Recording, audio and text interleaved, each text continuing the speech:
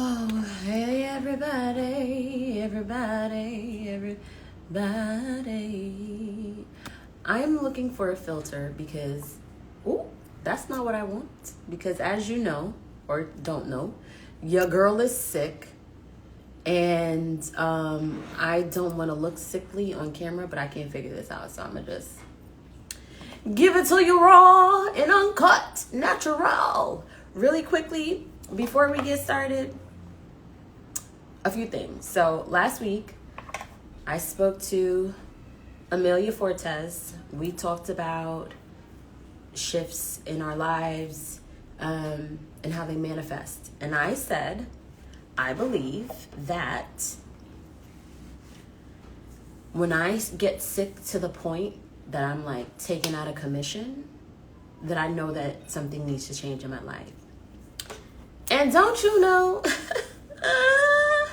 your girl was taken out of commission today. I didn't go to work because I was just not well, but I know what it is. I know what I need to work on.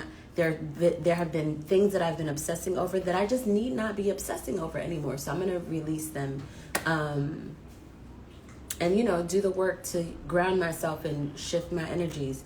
Also, there's a moth somewhere on this bookshelf. So, like, if you see it and I jump and I scream, don't panic. I'm letting you know ahead of time, okay?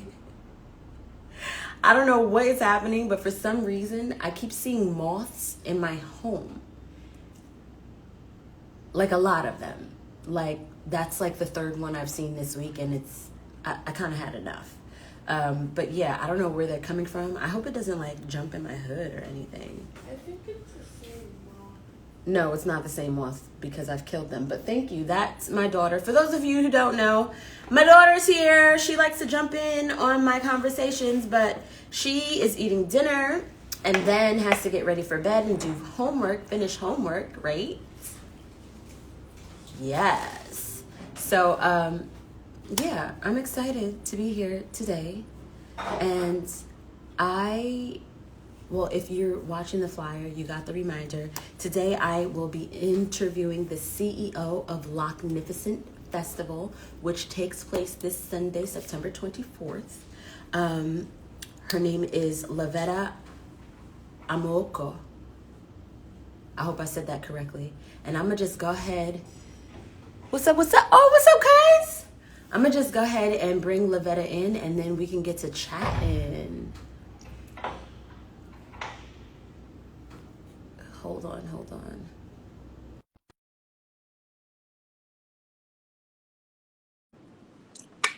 I have, you know me, I like to be prepared. So I have like a page and a half. Oh, I haven't switched the other way. No worries. How you Hi. doing? Good. How are you? I'm I was like, why am I doing looking at that bag? well. Okay, really quickly, because I know I called you and asked you the pronunciation of your last name, but I need you to correct me again because I feel like I messed up. You did pretty good. Better Okay, than most. It's Amoako, and I think you said Amoko. okay. So you're very close. You were close. Amoako. Okay. Lovaeta Amoako. Yeah. I like that. That has like a Thank nice you. little like roll to it. hmm So for And those I don't even say it. I'm not even saying it the official way. It's like Amoako. Like it's Ghanaian. But I didn't oh want to no, I mean listen, say how it's supposed to be said. I work in a school and I always tell my students make sure that they correct anybody who mispronounces the name, especially black Yeah, and brown yeah. people, because Sometimes I say it wrong, so. so for those who are here who do not know you, please tell us who you are. Yes, hello, good evening, everyone. My name is Lovaeta Amoako, and I am the founder and CEO of Locknificent Fest. It is an annual event that I host in Brooklyn to celebrate locks, natural hair, diaspora culture, and it's meant to bring folks together, create a safe, fun, and exciting space where we can uplift natural hair, uplift locks, because as we know, there is a lot of negative misconceptions and connotations around locks. So it's really an opportunity to create a space where we can show the beauty of it and be ourselves and enjoy and have a good time. And everyone comes out, whether you have locks or you have natural hair or not. About good 40% of my attendees do not even have natural hair. And, Oh wow. it's all about being a collective and celebrating, who we are. There's a lot of Black owned businesses involved. We have vendors. So we have performances, and it's a really good time. And I'm here getting my hair done by one of the four-time locticians and natural hair care professionals who's been in the show. Hey, Pat. Hi. Hi. I Yeah, love to see it. thank you. I love to see it. I'm glad that you brought that up because um, something I've been thinking about lately is what has been happening in the news recently, about the student in Texas who was put on like in school suspension because of his lot. So I, I um, I can't believe this stuff still happens, and it's like quite common. It's like, yeah, it's bananas. Also, because I was reading about the Crown Act. For those of you who don't know, the Crown Act is it stands for Create a Respectful and Open World for Natural Hair, and its purpose is to protect people of I was about to say people of color, but specifically Black and Brown people across the diaspora when it comes to styles such as afros and twists and locks. Um, but Texas is one of the 24 states who have been included in implementing that program, that act in the state in their work and school systems. But at the same time, they are, villainizing this young 17-year-old boy for it. oh So, wow, so they passed the Crown Act, yet they still suspended him. right. So are you surprised? Not really. I mean, Are look, they're you? trying to take away what do you call it? Educational, what am I trying to Yeah, say? they trying to ban The books. books, the books that relate to like Black history and stuff. Like it's crazy. Like I don't know, but Yeah. that's a different topic. Yeah, it's wild. I wonder though, do you ever think that there will be a time where we stop being punished? And I was just about to say if we stop being punished for our hair, but honestly, everything. Like, Mm, do you foresee a future? I personally, I don't believe it'll be a future that I'll live to see, but do you foresee a future in where it's not as common? honestly, it's sad to say, but not really. Mm, Not really. yeah. I think, like you said, maybe. I think, well, we've come a long way, but there's still a long way to go. And this includes not just from people who are not people of color, but people who are of color.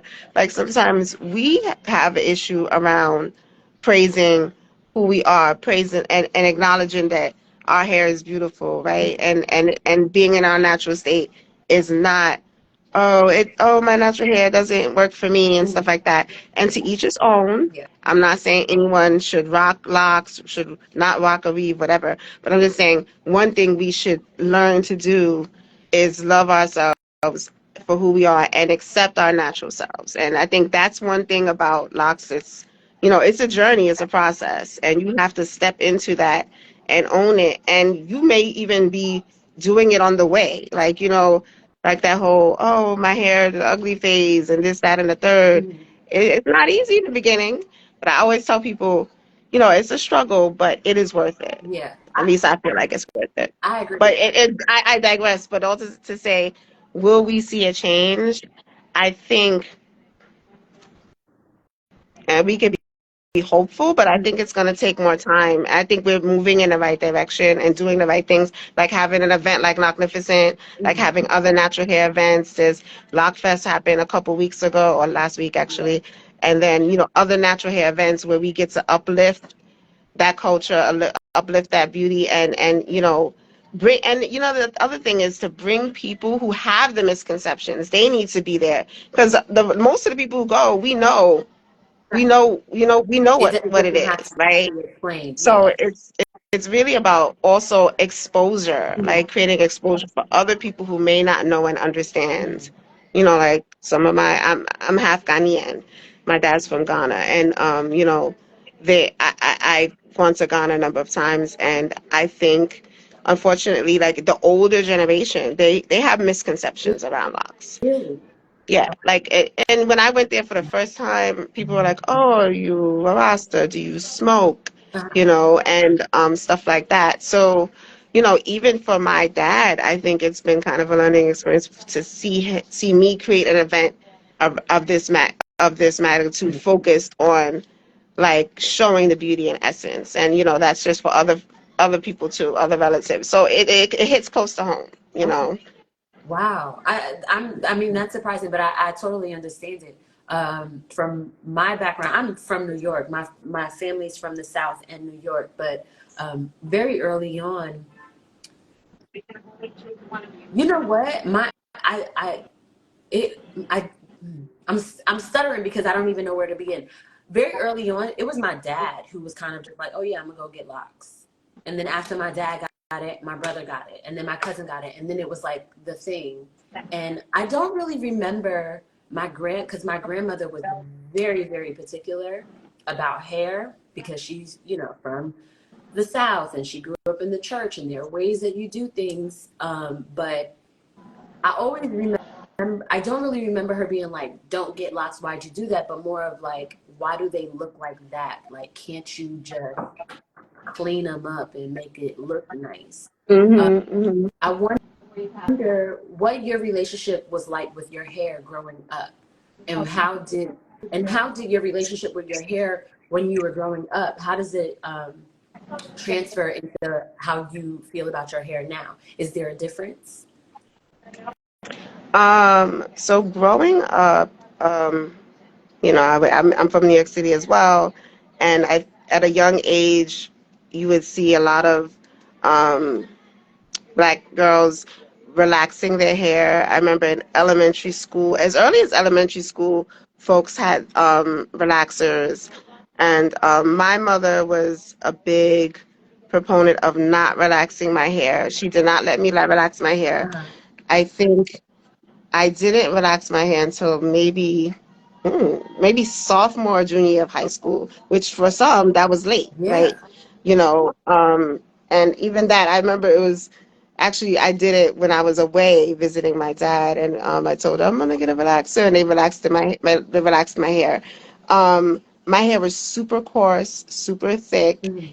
and I didn't love it. I was like, oh, it's hard to manage. Everyone else has this relaxer, the straightness and everything like that. But I remember when I started getting relaxers, I remember like it burning my Mhm. scalp, me having the Mhm. scabs, and this and that and a third. And even when I would relax the hair, it still would be so coarse and like thick. I mean, it's so funny now that I'm older. I wish my hair was as thick as it Okay. was back then, because it's like it was. We don't know what we know until we Yeah. know it. Like that it's about growth. It's about experience in life and learning yourself and learning what makes sense. But I wish my hair was as thick as it was. But it was a journey and a process, and I think. Like when I was in college, I started to admire locks and natural hair, and I wanted to do it, and I put it off for a while because I was worried about how I would look. Would I look boyish, or with the little Mhm. twist and this and that? And then one day I just literally was started going natural, and I one day I woke up and chopped all my hair off. I still don't even know. I was like, I'm still shocked that I did that. I had a teeny weeny fro. They call it TWA, Uh-huh. and it was all gone. It was all gone. I was just about to ask if you did like a big chop. How old were you when you cut it all off? Oh, I was in my 20s. Okay. Right? Yes, yes. Yeah. Late 20s.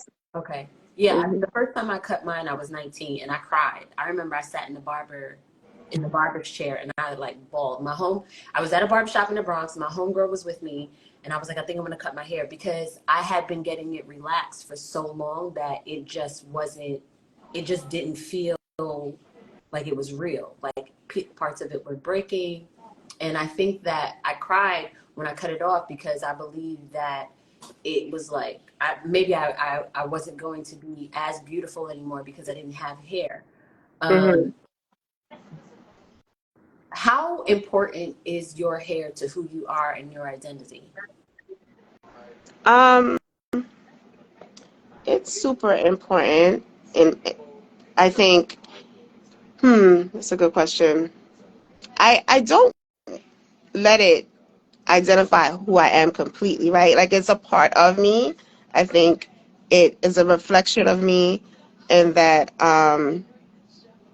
me personally, I'm gonna speak for me Mm. personally. Like being natural, having locks, it's an expression of who I am, and it's extension of who I am, and I take pride in it. So it definitely is an extension of my identity, but it's not my whole identity because hair, I think, especially as a black female or a black person in general, it's it has a big impact on our day to day, whether it's, so if you work in a corporate environment and, you have your 9 to 5 and you got to consider what people deem it professional or not, like all these things impact us, right? Mm. That in like other communities, other races, other groups may not have to think about, right? And that's an additional added pressure or concern or anxiety. Like Right. one of my good friends, she's a sociologist, and she talks about this and Mm. like the impacts, like I forgot she calls it like a tax, Okay. a tax, a taxation on us Yeah. as black women in particular to have to worry about how professional does my hair look, and then getting these questions about, oh, do you wash your hair, or oh, how did you do that, and this and that, Yeah. we take it in stride, but those things, those sort of microaggressions and those things we have to battle every Mm. day, they have an impact. So um yes, I tend to answer questions and digress. So back Okay. to the thing. That's okay. That's okay. I'm loving it. I'm loving your response. You mentioned, the perception in the workplace. Do you feel like you were perceived differently um, after you started to lock your hair versus before? And So yeah, for me, not really, and that's because I work for city government, and I've been in city government for almost 16 years now. Wow. And there is more flexibility. So I wasn't working in like corporate America. I wasn't working at a bank. So I feel like I had more leniency and the ability to kind of like not worry about that so much. I still would always think, oh, is this presentable, or is is my hair neat enough, So, but I think it's based on my experience. I think corporate America could be tougher for sure, yeah, 100%. And I think, I'm grateful that, I feel like there's a little bit more flexibility and liberties. Like even sometimes I go in with some hairstyles and I'm like, ooh, this is probably like a little too much for some folks, but I'm like, it I'm is gonna what do it it is. anyway. It Yeah, is what it is. they're gonna love it or they're not gonna love Yeah, it. Either yeah. way, I'm Hmm. gonna rock it. Right. Yes. Okay. So you've been working for the government, for the city government for 16 years. You're one of the directors within NYC Public Housing Authority's Real Estate Development Department. That's a mouthful. That is a mouthful. But how did you go? I mean, you're still there, but how did you go from being there to being like, I think I'm gonna do a festival that celebrates locks? Hmm. So yeah, it's an interesting story. I first came up with Locknificent in 2018, and I hosted the first one in September 2018. Um, I was in a personal development program where we had to identify a host of different goals for ourselves in finance, family and friends, educational, and community. Okay. So I identified 3 goals around community, and one was like volunteering, supporting some education programs in Ghana, and the third one I was stuck on, and I said, well, maybe I could do like an event appreciation event around locks. Okay. And I'm gonna keep it real. Uh-huh. I love Men with Locks, and I see Men with Locks joined. Men with Locks, the blogger and Instagram a page. That's funny that I'm saying that. I love Men with Locks, and that was a driver too, because I was just like, I used to go to parties and be at events, and sometimes it was all these niche events like Must Love Beards and stuff like that as a day party. Mhm. And I was like, that's cute, but what if there was a one for Men with Locks, or like I would love to be in a room for Men with Locks. So Right. that was kind of my driving force. Okay. And then honestly, and then that that was the framework. And then I said, okay, well, I'm a random person. I don't host events. Let me put something together that's a little more expansive and encompasses celebrating locks in general. Uh-huh. And I threw it together in 6 weeks. And at the time, didn't even know what that I would be sitting here today doing this, Uh-huh. and it would be happening now. Like it wasn't meant to be an annual thing. It was going to be a one-time thing. And Kafele is on, and he was one of the first to join, Mhm. and it was amazing. Him, Faja from Sophisticated Locks, they were the two locticians, and I did it in a lounge in Brooklyn. It holds like 100 people, and now it's evolved. So. Um, I'm and not. and also I'll say that during that time, um, during that personal development I was doing, my mother was sick and she had a stroke, and so she had like a minor stroke and then a major stroke, and then she passed away like Oh my God. 2.5 weeks before the event. I first hosted the event, and so it was really tough.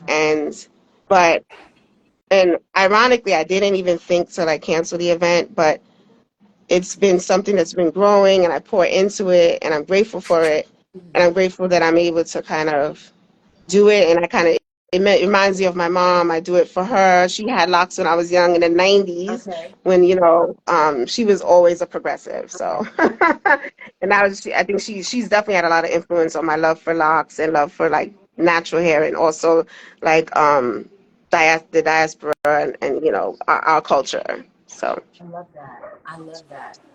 I'm like so fascinated. I'm like I'm really fat. I'm like, oh snap. 6 weeks? 6 weeks. And just off the love of locks on men. Yeah, yeah, both. I love that. Oh my gosh. Okay. Okay. So, huh. Wow.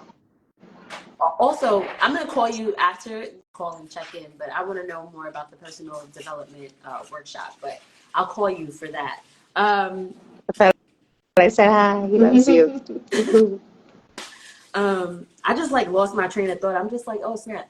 Okay. Um. Okay. So yeah. So what shifts, what changes did you have to make in your life to allow the space to create an event like this? What shifts did I have to make to create To it to create this event? create the space, right? Because, a lot of people, they're always like, I don't have the time, or I don't know if I can do this, or, I feel like humans are quick to talk themselves out of things, but what were the Hmm.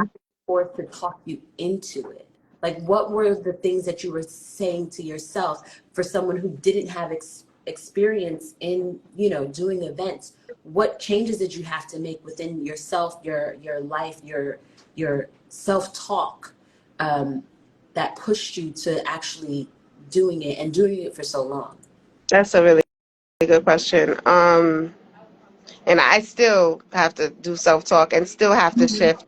Even this is the fifth year, um, and it's a constant conversation. I think I'm a big procrastinator. And so that's one thing I had to work on, which I still procrastinate though, but and I do I still do it, too. but I slowly I've been working on doing things in advance. I'm a planner in some essence when it's something I'm passionate about, Okay. and I'm passionate about Magnificent. I'm passionate about creating the event, Uh-huh. so it makes it a little easier. But shifts I've had to make include just knowing my own limitations, knowing that I procrastinate, knowing that sometimes I don't know how to ask for help.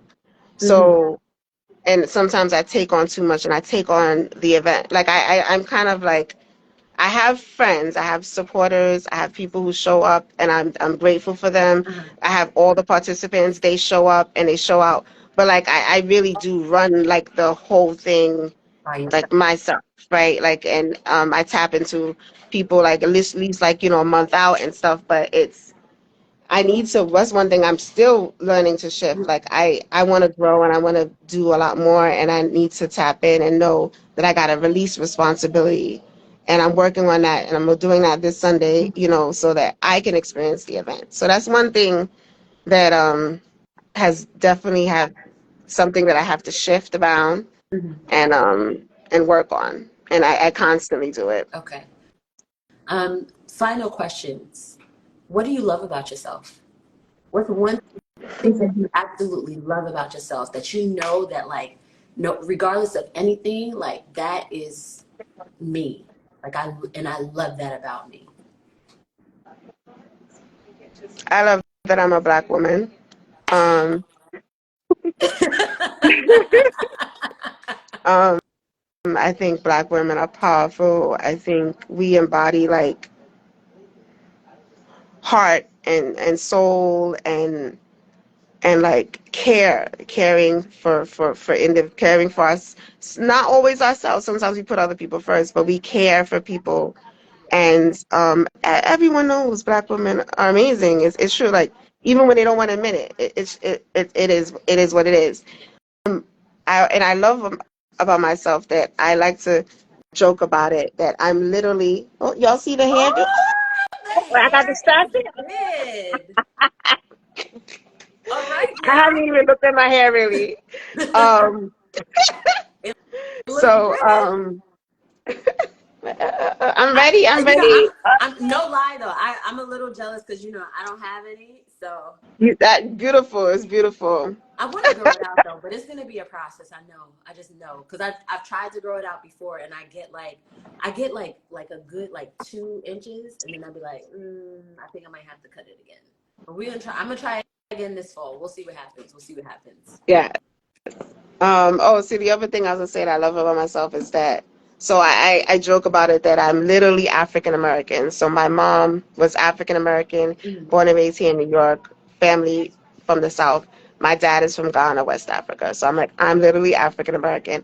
And I love that I have a passion to bridge and bring people together. And I feel like it took me a while to learn that's actually a skill Yeah. that it is even not even just with Lochnificent. I'm able to like create spaces where people come together and celebrate and have fun or be who they are, whether it's for work, whether it's for Lochnificent or so on and so forth. So, and I love that have I'm tapped in and passionate about who I am as a whole. Uh-huh. So I identify as being African American 100%. I was born and raised here in New York City, but I tap into my lineage, like the African culture, the Ghanaian culture.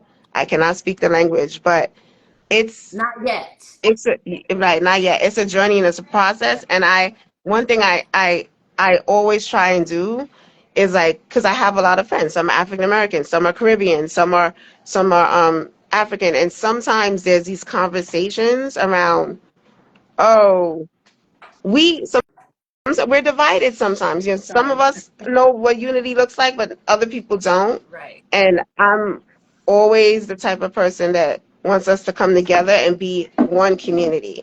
Like we don't need to be divided. And that's what drives me about a lot of things. Like I'm passionate about it, and that's one thing that I love about myself. And I think more of us need to be like that. Yeah. So. I agree. Mhm. I agree. Thank you for saying that. I agree. Sorry, that's my kid.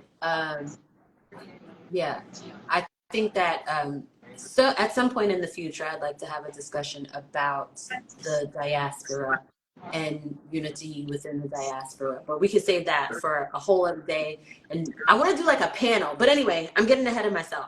Does anybody have any questions for Lovaeta?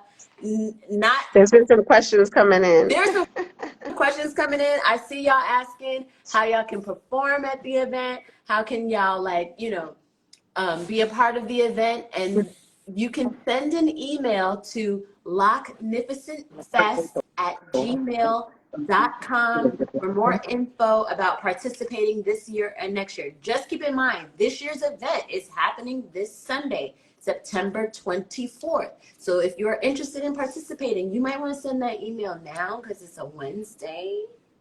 I'm just Yes. letting y'all So, know. and just to answer some folks right now, so typically we have hair care professionals or locticians who bring their own models and they're in the hair show, right? This year we have something a little different. So we have a hair show, but we also have um, the opportunity for folks to get their hair styled at the event. So pull up if you didn't get your fresh, well, ideally with your hair washed and maybe twisted, and we could do a quick style. We have I think one or two locticians doing that, and we're also doing hair demonstrations on models. So, but of course, I know there's always a lot of interest. We only have a few slots left, I think. But if you're interested in being a model for a hair demonstration, live hair demonstration, email us. I think the hair show is full, but for hair demonstration, we might have space. I can share the information with the loctician, and they will make the choice on who they want to style. But that's how you can get more involved in terms of modeling. Awesome. So And just shoot me an email or DM me on Instagram. y'all heard that, right? All right, awesome. Are there any other questions before we let Lovaeta go? Because she has work to do, y'all. She's a busy woman. She came on here during her hair appointments. So drop your questions See, I want to in see the the chat. back. Look at that. Look, woo, baby. Oh my goodness. That looks fantastic. That looks Thank you. fantastic. Yes, and shout out to Pat. Hey. You're so She's welcome. one of the stylists in the show this weekend. She goes all out. She brings her handsome men to all the ladies. Or she brings and she has one or two females too. Let me show the females some love. But she Okay, definitely brings the most male models. So we always joke about it because that is she said we hilarious. use her. I think I'm being used, but I love it. Okay, Well, get up. thank you so much. Thank you to the both of you. Thank you, Miss Pat, for finishing Lovetta's hair on live. Thank you, Lavetta, Thank for you. joining Oh, so us. someone asked me, my homegirl, she's on. She said, "Am I planning Locknificent in Ooh, different countries?" Hint, hint. that's a good one. My homegirl Swahili Swahili. has been trying to get me to do something in Puerto Rico. So yes, and that's another thing. I have a big passion for travel. I love traveling, and I do want to combine Locknificent with my passion for travel. Uh-huh. Is something that I will be working on. It's in strides, but I would love. Oh, and Men with Locks, you know what's up. We've been chatting. We have there's some things coming down the pike. We gonna figure it Oh, out. oh, wow. This is so exciting, y'all. Y'all are hearing all the things, seeing the things, and please look out for Lavetta and Magnificent Fest in other countries. All right. You can follow Lavetta at Locknificent Fest, LOCNIFICENTFEST on Thank you. Instagram. And the email is the same, locknificentfest@gmail.com if you're interested in participating. And the website is the same, Yes, locknificentfest.com. yes. And if you Y'all, can't go to the website. participate, come Yeah. through and experience the event so you can know what to expect. We do this for the community. We do this for us. So everybody come out, even if it's for an hour or two. It's a whole 7-hour event. The hair show is probably going to be around 5:30. So, and we'll have live performances before that. We have amazing vendors, all local. And I got to shout out my sponsors this year. I have sponsors this year. Lock Sanity, they're U.S. United, what am I trying to say? National brands. Uh-huh. They sell lock products, and they are our platinum and lead sponsor. We also have Vita Coco, Okay. the coconut water brand. They're going to be there as well. And people don't notice they have coconut oil, and there's going to be coconut oil. They're going to have free products available to.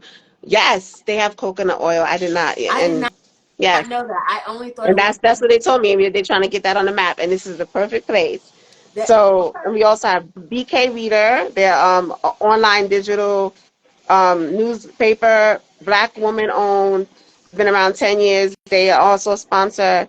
And then Uncle Nearest Premium Whiskey. They Okay. are a black woman owned whiskey brand, been around 6 years, have won numerous awards, and they are on the rise. And they will be there giving tastings and samplings, tastings for whiskey. So we got a diverse, I love locks, but I also like a good time. So I Right. like to bring a good time to Right. Locknificent, so Right. yeah. So y'all gonna get your little sip of whiskey on, and then you're gonna get hydrated. You get Like you get everything, yeah, hydration, whiskey, and your hair done. Like, ooh, thanks for everything else. it's going to be And such a good time. beautiful people around Right. you, left and right. Exactly. Thank you again so much, Lovaeta, for coming on. Also, short notice because initially Such my a lot. spot was empty, and you hit me up on Sunday, and I was like, "Oh, Yes. look, And shout out to Swahili. you Yes. Connected who booked us. us exactly." She wrote Thank "sipping you. lock." Thank you. I like that. Shh, let me don't know no one else look at that name. I like that. That's a future event right there. Exactly.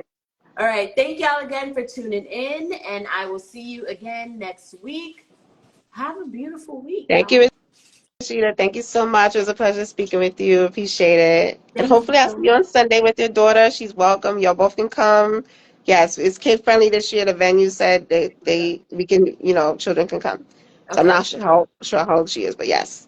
She's 10, but she'll be fine. She's Okay, okay. she's like you remember the doll kid sister or my buddy? Remember The it what? was like there was a doll called like Kid Sister and Oh My yeah, Buddy. It was like a yeah. doll. Hmm. That's what she is. Okay. She's my buddy. So she'll come with me on Sunday. All right, Mhm. everybody. Enjoy the rest of your Wednesday and have a good night. Good night. Bye.